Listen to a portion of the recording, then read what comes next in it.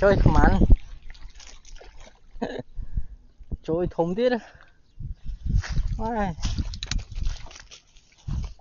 khám cá chơi mày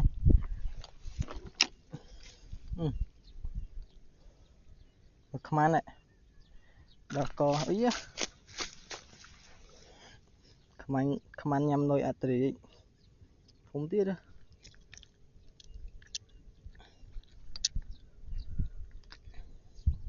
ý phần nàn ấy lại như vậy nha ngọc chơi mày đó